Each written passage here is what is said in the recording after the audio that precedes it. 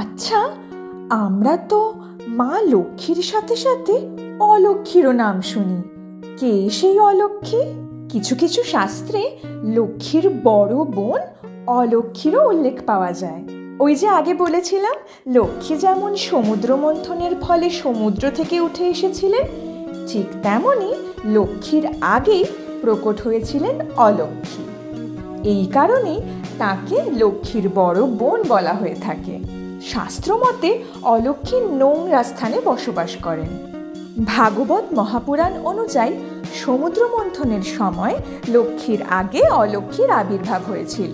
অলক্ষ্মী দানবীয় শক্তি বরণ করেছিলেন। তারপর সমুদ্র থেকে লক্ষ্মী নির্গত হলে তিনি বিষ্ণুকে নির্বাচন করেন। লক্ষ্মী হলেন ধন সম্পত্তির দেবী। তার পূজার্চনা করলে অর্থ লাভ করা যায়।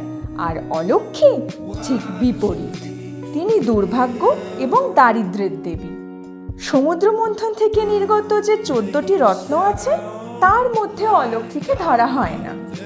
প্রচলিত কাহিনী অনুযায়ী সমুদ্র মন্থনের সময় সমুদ্র থেকে বারুণী অর্থাৎ সোমরস নিয়ে যে স্ত্রী নির্গত হন, তিনি হলেন অলক্ষ্মী। বিষ্ণুর আদেশে সেই সোমরস অসুরদের দেওয়া হয়। জানা যায় উদ্দালক মুনির সঙ্গে অলক্ষ্মীর বিবাহ হয়।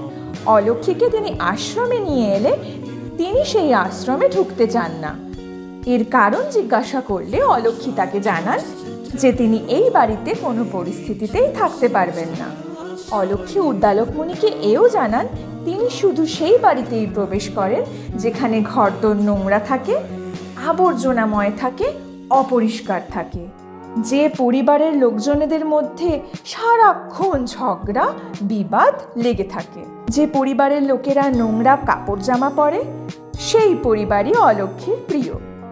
যেখানে লক্ষ্মী থাকে সেখানে অলক্ষ্মী প্রবেশ করতে পারে না।